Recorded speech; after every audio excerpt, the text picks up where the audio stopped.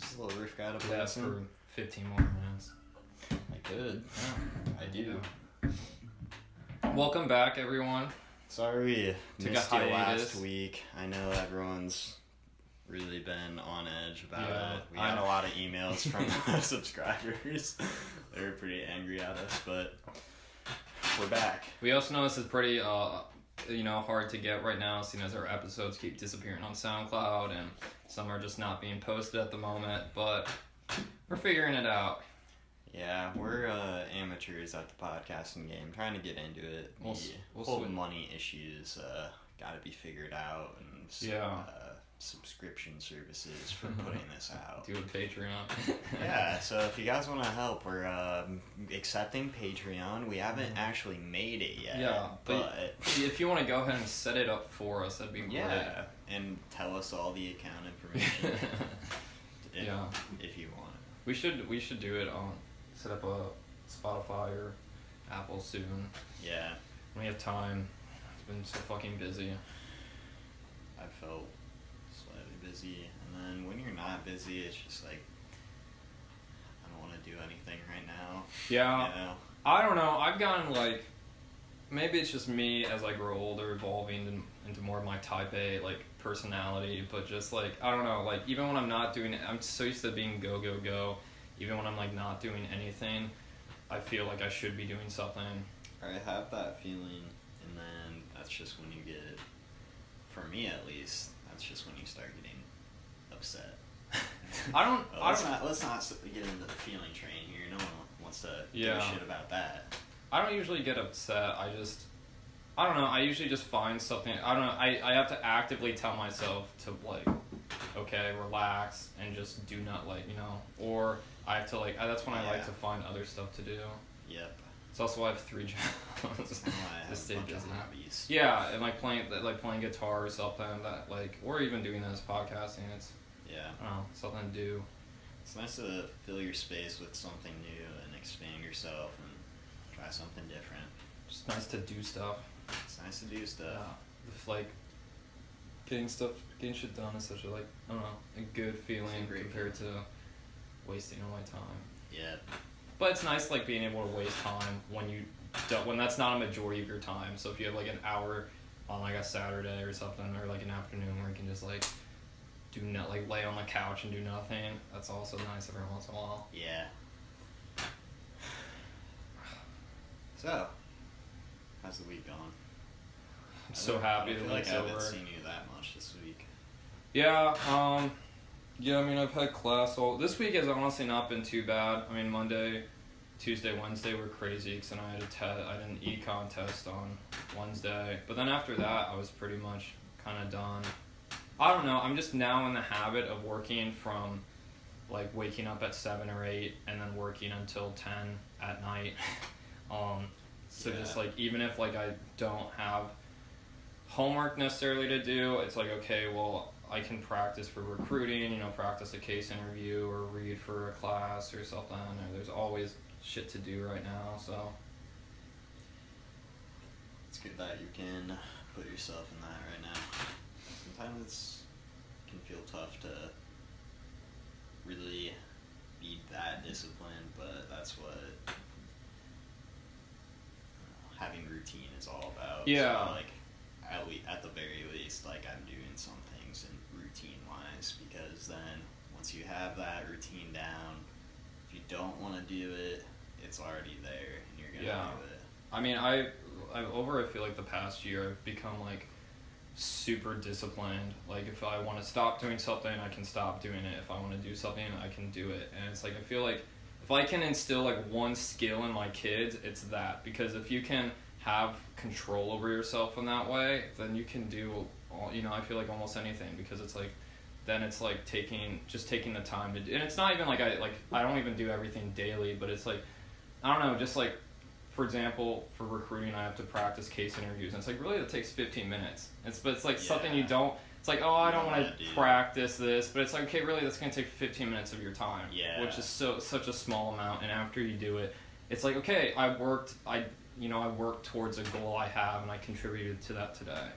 Or even like I have a few cover letters on the agenda to get going. Yeah. And you can sit and be like, oh, I don't want to do that, and think that just throughout the day for like a week, and not do it instead of just taking the time to get it done when you have the time. Yeah. That only took an hour, and then you're gonna go look at it again maybe a day later and revise it. And it can really weigh on your mind too, because it's like, oh, I need to get this done, I need to get this done. But it's like, okay, if you actually do it, you don't have to think about doing that anymore. Yeah. I've also realized though the value of just sleep and like sleeping on things, and like how that can be like sometimes, like when I had to write my cover letters, like I can usually be very disciplined, I don't procrastinate too much, but for like cover letters are already such bullshit. I was like, I don't want to do this. I hate like having to sit there and like, you know, kind of talk about yourself in that way. Yeah. And so I just like I started like a rough outline almost the night before, and I just went to bed early and like kind of slept on, and like, you know, I'm still getting good sleep, but kind of going to bed with that thought in your mind, I think can help you really process it subconsciously a bit too. And then it's like waking up early, it's like, okay, it just flows a bit better. And since it's right in the morning, it's like, okay, I'm doing this and going on with my day, you know. So I found that can be helpful too. Yeah. I find myself not really liking to, I like to ease into the day. So Yeah. I really enjoy having like a cup of coffee and reading the news, and then moving on out of my space into workspace from there. I usually do that, but every once, I don't know, for some reason, like I have a test or something, and I just like, it reaches that point in my night where it's like I'm so unfocused or something sometimes. Yeah. And it's like, if it's like 10 o'clock and I'm like, you know, you're just sitting there like kind of procrastinating, you don't want to do shit. And I'm like, okay, I'm just going to go to bed and wake up early and then put that work in. And that, I feel like being able to adjust your time like that is kind of I do that nice. when I'm tired sometimes. Yeah. It's easy to say, okay, I'm going to go to bed. I'm exhausted right now. It's been a long day, and it's only 10 o'clock. Yeah. I could pass out, so I'm going to, but I'm going to wake up at 5 and then work on this. Exactly. And it's good to be able to do that. I remember in high school for a bit, Connor and Taylor and I did that during tennis season, because like you're just really tired after tennis practice, and the sleep schedule was just from like 7:30 to like 2:30. Oh my god. And then like waking up and just doing homework, and then going to school after your homework getting done. 2:30. Yeah. That's so early. It's really weird, but sometimes it was an experiment. Yeah. Kind of sucked, actually. That's why I don't do that still. Yeah. I mean, I remember in high school you'd be so fucking tired after the end of the day, like waking up early and sports practices and yeah. shit. I mean, nowadays I probably do just as much, honestly, with like the amount of schoolwork and then with like working out, but still. You're growing then. Got all these hormones. Am I going through puberty now? I can't tell. I think diet's a big part of it though. Yeah, for sure. Otherwise I won't have the energy to do shit. Yeah, waking up early, it's so hard, like that's one of the hardest things. I'm getting better at waking up, I feel like at 7. 7 is about my limit. Yeah, anything earlier than that is like, would be so nice, but it's so hard. Yeah. But also it's like, I feel like you get before, because I like getting at least 7 hours of sleep. I'm pretty happy with an 11, going to bed between like 11:15 and 11:45 and waking up at 7. Yeah. It was nice. As long as I get above 7 hours of sleep, I'm good. And so like I always kind of adjust it with that a bit. Yeah. So on other news, Apple coming out with all their shit. I didn't pay much attention, but yeah. I mean, I haven't like read a bunch of articles, but I'm aware of how they're having the cheaper option, which is still $750. Yeah. And then the large one, which is like $1,200. Yeah. But if they're paying, the people other one's like 1,000. Yeah. I mean, it's like 512 gigabytes, which for a phone, that's I don't think that's necessary. Why is that? Yeah. there? Remember when it used to be like 8 Yeah. as standard. Well, I remember kind of realizing one day reaching that point because I always would have to download photos onto my computer because I would run out of space and I'd have to delete them. But then I remember like once you kind of hit that 32 gigabyte, it was like, okay, now I don't have to worry about. And then now it's like 64. You know, even if my phone, unless like Google crashes and Apple goes down or I like break my phone super bad, then I'm always going to have my pictures. And that's crazy to think in like 30 years I'll be able to like look back on pictures of myself when I was a like senior in high school. Do you use cloud services for storing your... I don't use the Apple one. I use Google Sharing, or the Google Photos. So that's free, right? Yeah, that's free. And then I haven't done it in a while, but I also have a hard drive with like that has all my pictures from high school on it. And then I need someday soon. I just need to back up my phone because I like to do that every couple of years with just papers and things that I've written, uploaded onto a big USB. The big one for me now is OneNote. Because when I switched away from Apple, I used to always use the notes on there, but now I just use OneNote.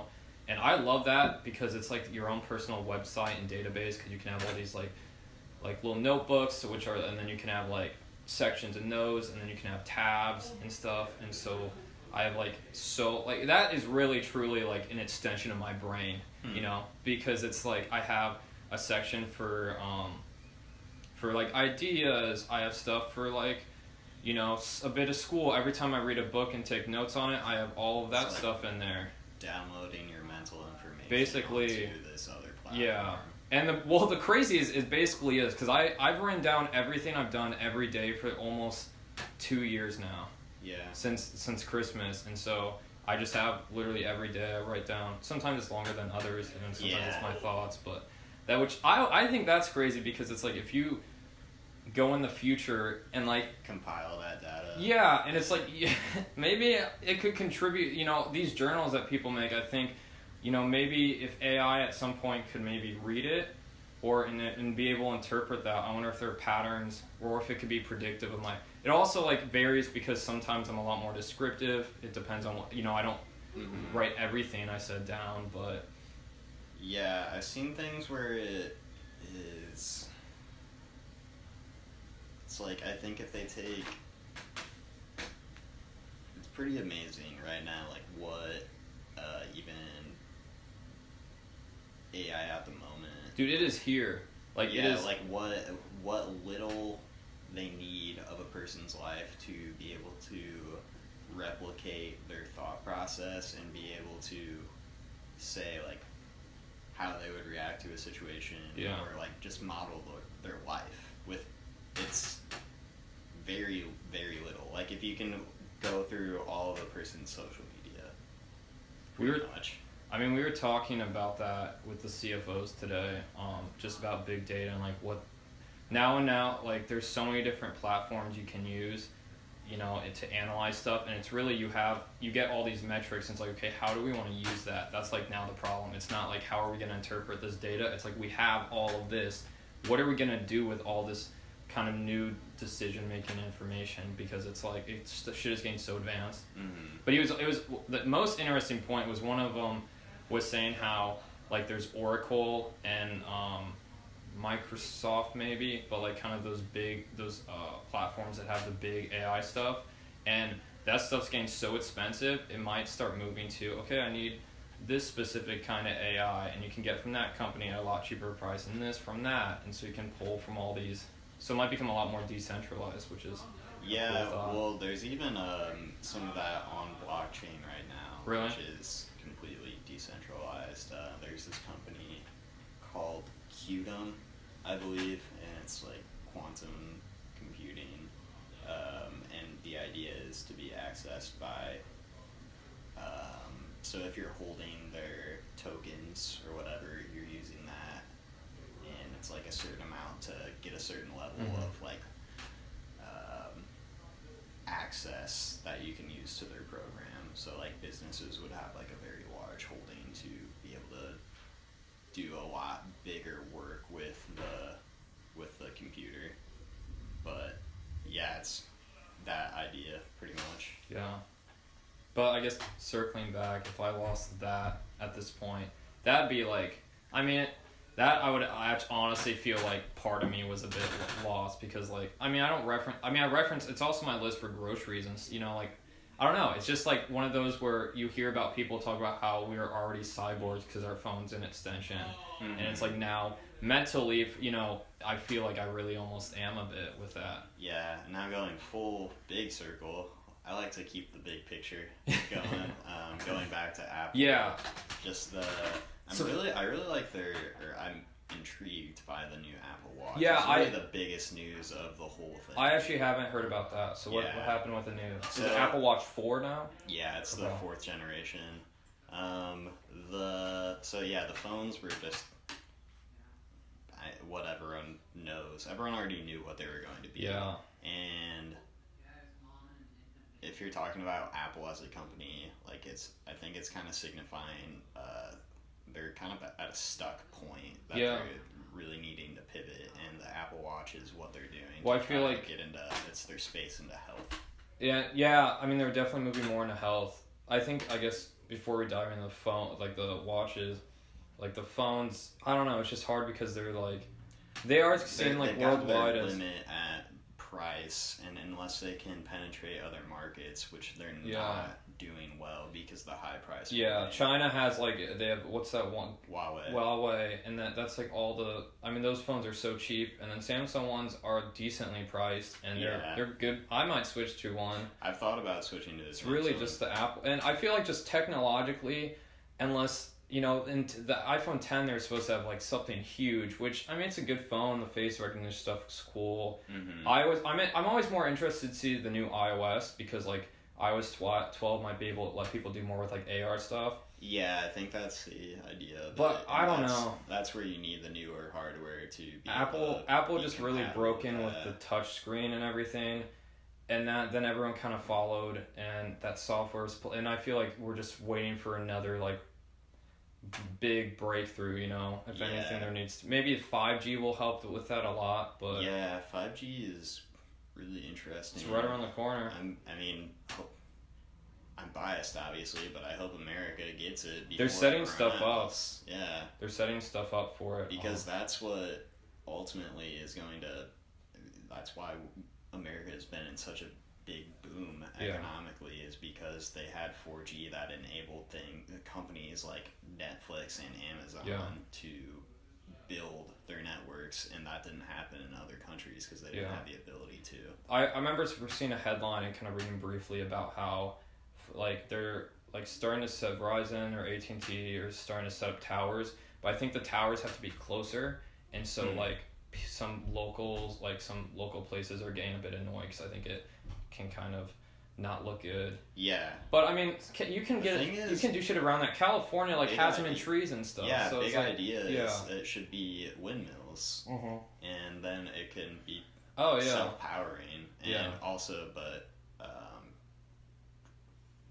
if there's a bunch of windmills, that technology getting that kind of energy out, but also really incorporating that would be a really good deal if whatever companies who are trying to get whatever networks are trying to put out the 5G stuff, if they did that. I think it, like, once the network is set, I could see it in the next 2 years.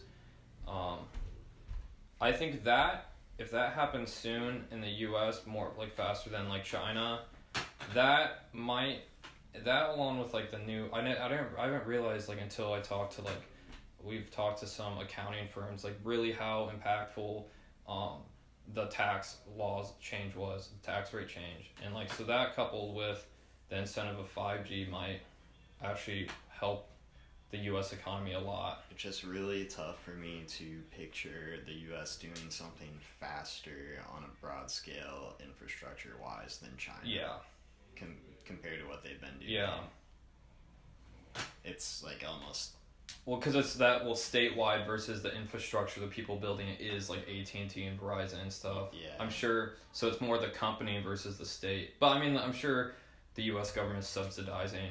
I would hope they are, honestly. Yeah, you would think so. I don't know. Yeah. I mean, let's get back to the phones, but I mentioned the tax rate change, and I think the craziest thing about that is we talked to people at Grant Thornton, and they're like, really just because one of our teams had to present on how the tax changes will affect this multinational company, because it's like, should we set up this this headquarters for this joint venture overseas or in the U.S. because of the tax changes, and if we moved it, what are the tax implications of that? And just the most fascinating thing about that is really when you're consulting businesses and people on taxes, you never want to hold your money in the U.S. You've never, for the past 20, 30 years, you've never always want to have money overseas because, tax rates are, and then like bringing money back in is also paying, so it can get double taxed and stuff like that. Mm-hmm. But this is the first time where like, it's like, okay, when you have that conversation, it might be a good idea to bring the money back because it's going to get taxed at a lower rate, and they're providing other like other tax cuts and stuff, so to incentivize some more investments in the U.S. And along with that, bringing money back is cheaper right now, and no matter what, you're going to get taxed on your money. So even if it's overseas, you're still going to get taxed on that. But if you bring it back, I think you get, it'll get taxed, but it'll get taxed at a lower rate, or I think you get some tax cuts in there. But yeah, there's a lot of tax cuts. That was the whole reason for it was not really about anything with personal finances. No, it was literally just that. It was all that. Yeah. If they would have added another tax bracket, I would have been like very happy probably with that. Yeah. But circling back to the watches, Apple Watch 4, what's brand new about it? So just like hardware wise, the screen is, it's thinner, a little smaller, but the screen is 30% bigger just because the way that they've utilized the screen, it's going straight to the edges. Okay. And I guess the other one. So it's almost like, is it kind of like a fat Fitbit then? Or is it still no? It's still like a square. Okay. It's still a square. It's just a little bit. It's thinner. Okay. And a little smaller. Do you think they'll ever start offering different shapes? I don't know. I could see them maybe if they're gonna pursue the healthcare game, and which is shoddy at the moment. Yeah, I'm sure questionable. Yeah, I'm sure right now they're like pretty focused on the because it's distinct. They're really the only ones with the square ones, but yeah, I kind of like. I could see them possibly doing something online with just a little bracelet without a screen. Oh yeah, and then you just get. Well, that's something where a company could do, and they could then just use that data and send it to your healthcare provider. Yeah. But so what other? So the hardware is different, and then. Yeah, and the little dial is kind of where a lot of the technology comes in with the with like healthcare perspective of it. So it has an ECG in it. So like apparently.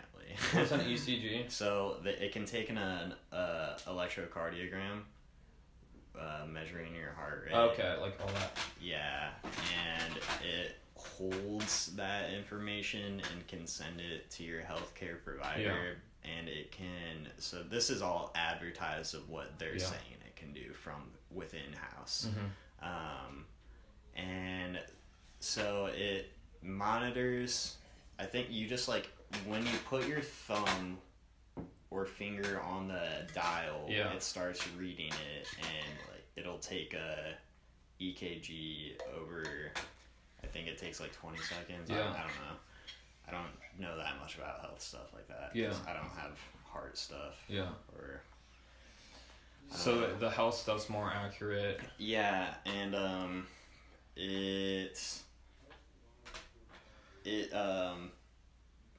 it's really based off of like they're pushing it as a health device, as a personal health device. That's interesting. And it's really focused on measuring, getting all this data about your heart and getting your pulse, things like that. And one interesting thing is it'll measure shock. Like, so if you fall, it knows you fell, and it'll like prompt you to like say like, are you good?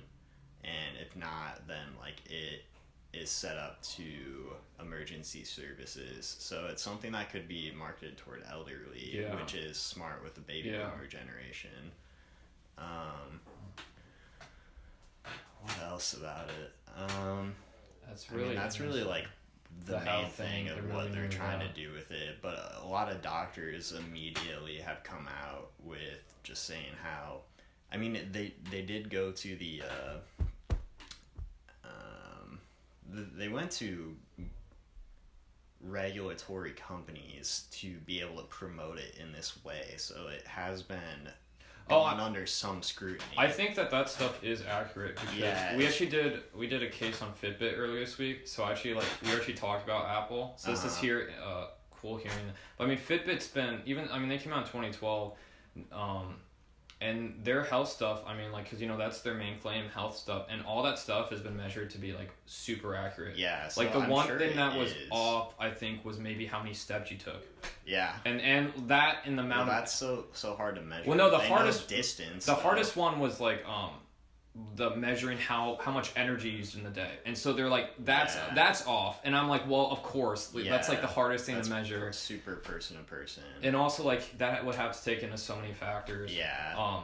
So it's besides that, the Fitbit's been great for all it. So now that Apple can even do, because their tech, that's a cool tech thing, I don't doubt, honestly, the fingerprint thing. I really don't doubt it that much, actually. But I think that what doctors are saying are to err on the side of caution when it has to do with health in that way. So that's why, if you get a sign that says that you could have a problem, then you need to go to your healthcare provider, your doctor, and figure it out. But you can't just go off of it alone, and you still need to get your checkups and things like that. Yeah. So I think that's kind of where the medical field is with it. I mean, doctors are probably... I've heard. The doctor... no, they're a bit more... Because also it's cool we've talked about Fitbit because they're kind of at a critical point because their sales are dying off because of the Apple Watch. And so it's but also the thing is, some company, they might be moving more into stuff that can measure other stuff. So, other, small medical things you could wear that might, I don't know, what it would measure, but measure more specific things for diseases and stuff. Yeah. And for, specific conditions. So that's something Apple might eventually want to move into. But we're saying just how, more companies are okay with using Fitbit,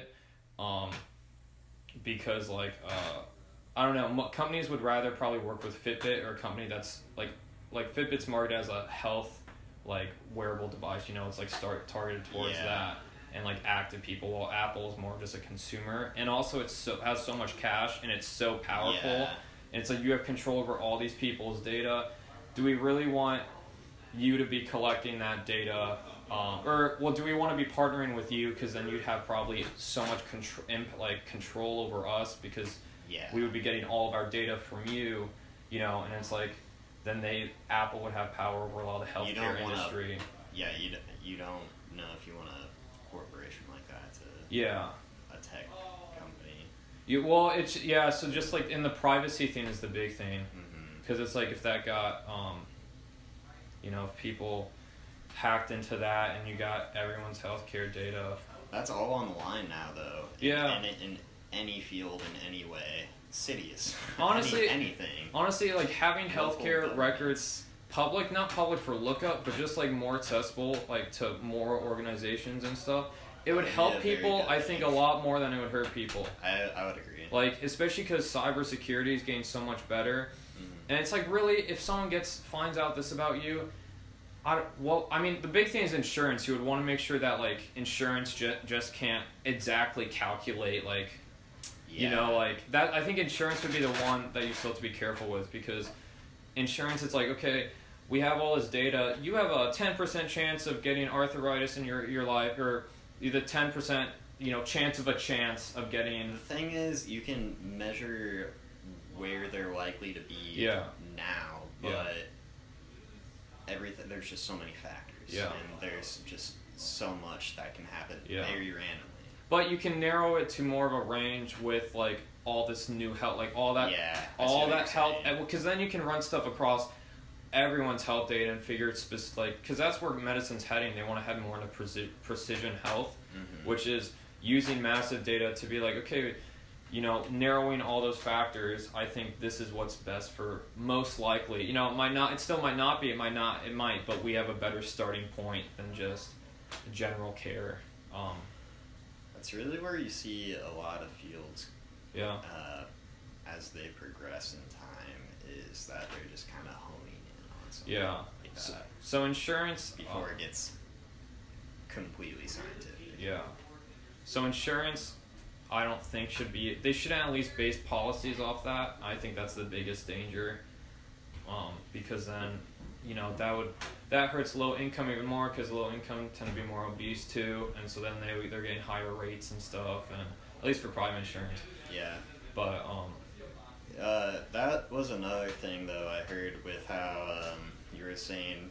yeah, 'cause then the companies- government. Well, with how companies might help pay for a Fitbit or Yeah. something like that, maybe healthcare providers are Yeah. gonna start doing that with Apple Watches. Because Yeah. it's being marketed as a health Yeah. device more now. It just becomes such an integrated product. You almost need to have those separately, because it's like all that other interface it's now a part of. And also then the government, like the same thing with healthcare. You don't want Apple looking over your like Medicaid and Medicare, have to buy so much of that shit. And so having Apple sit over the government like that, put Apple like under the government's control. Not really, but They're going to be the new governments. Are these big corporations? They've got more power. $1 trillion. Wow. Do you think we'll see Amazon hit 5 trillion? And yes. Yeah, 5 trillion. I could see that. And I could see them hitting 7 or 8 trillion. But I don't think. But they're also, you have to think, maybe the first in they're the first breakthrough, kind of the first mover in the $1 trillion industry.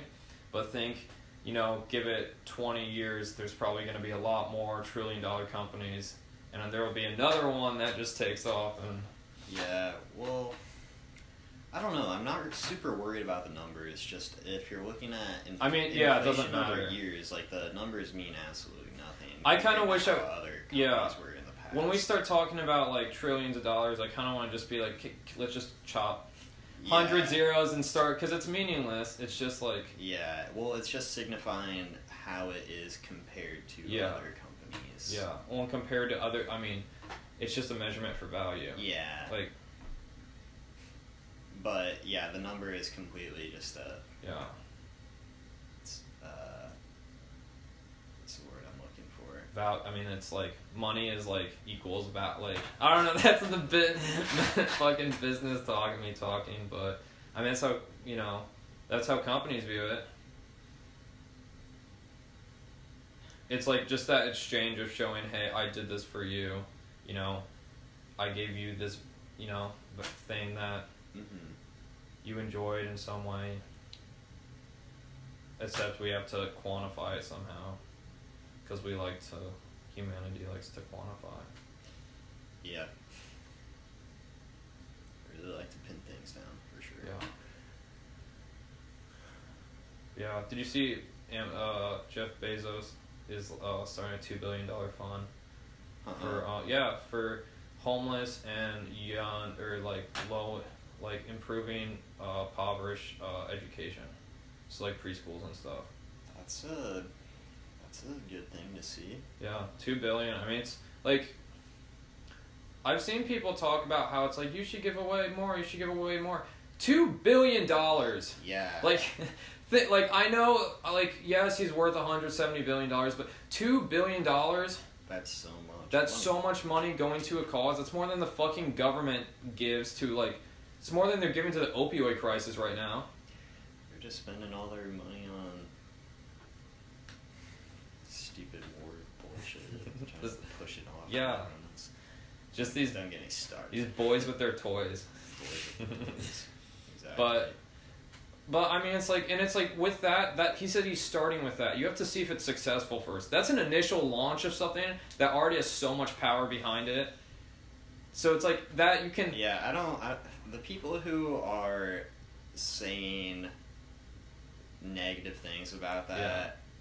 Come on, what are you doing? Like, take a step back and look at that. Yeah. Have you given $2 billion to this? One again, it's like it's saying that's what he's starting with. So it's like he's setting up this huge system, like pouring all this money and infrastructure into building this thing to help people. Yeah. And then it's like that's just the start, because then once that's set up, he'll just put more. Like that's now just going to be probably a $1 billion or $2 billion like thing helping the poor. See, that's a problem.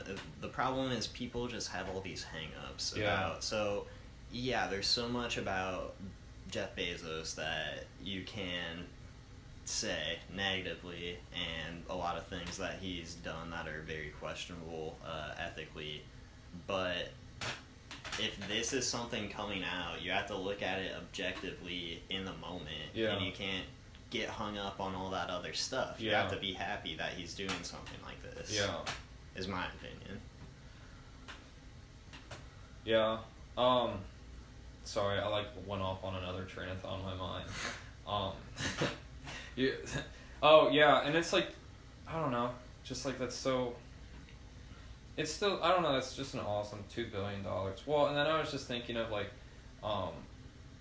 that's like a real how problem. much. Well, I was just thinking of how much money he has too, and the fact that, like, people complain about how all of his money's going up, but I guarantee you, honestly, his salary is zero. Like, the only reason is he just holds the stock he has. So he's like, all of Amazon's money is, I don't know, going back into. I guess it's going to everyone who has that stock and debtors, but Well, all of his net worth is in a way theoretical. yeah, He doesn't have that hard money in a bank account. yeah.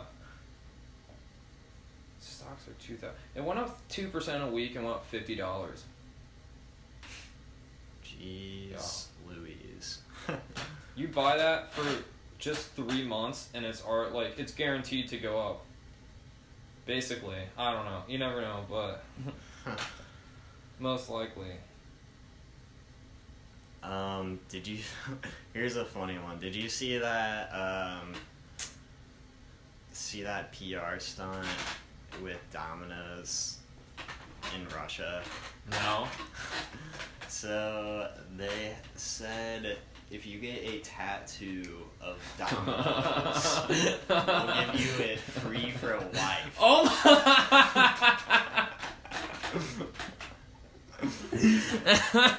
Yeah.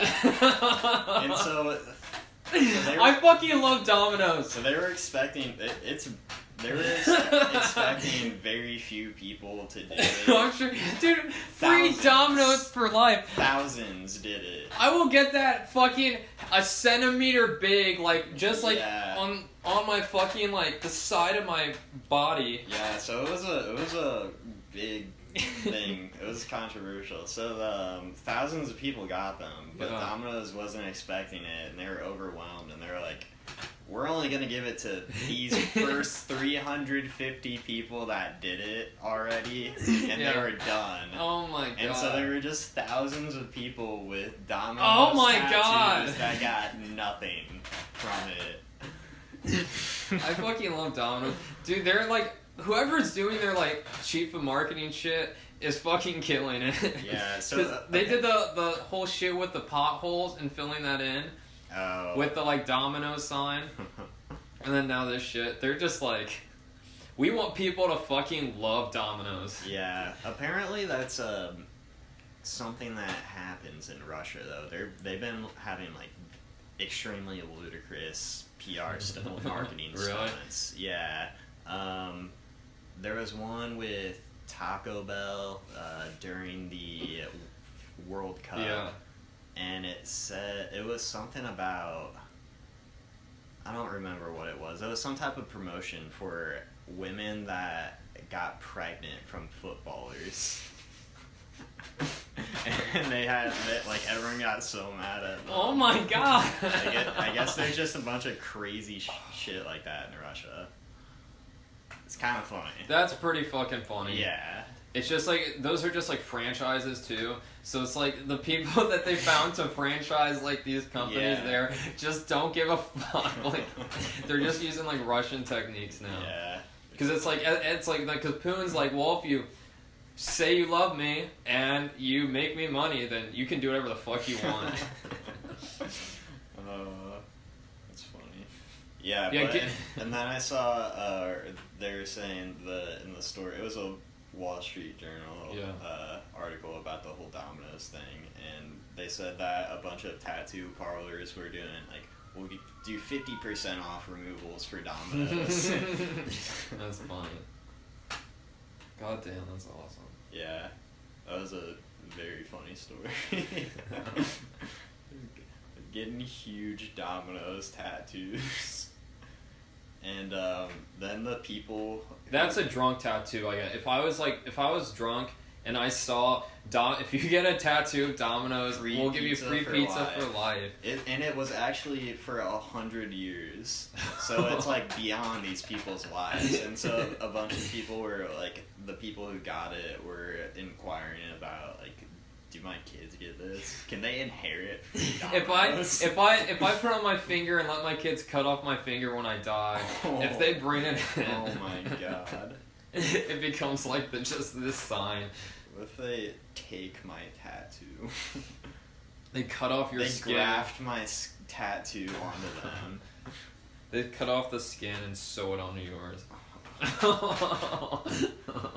Jeez. Domino's. Domino's is good. I'm okay with your pizza. I It's don't really ever have it that It's much. cheap. It's good cheap pizza, and they get it fucking there. They get fucking fast. Yeah, I was gonna say, that's what I think of is they're fast. Like, I you remember- can literally yeah. go in there and sit and wait for like a 50, couple like, secs. Yeah. Always get it in like under 30 minutes. Under usually 20, like usually in like 20 minutes. Here.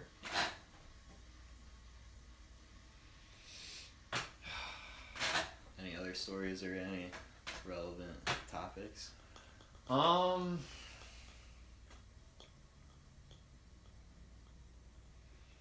Football tomorrow. Cheer on them Hoosiers. Yeah. Fucking. Go beat Ball State. Yeah. It'll be a Must crazy see day. Indiana. No, I'm not trash talking anymore. We love you.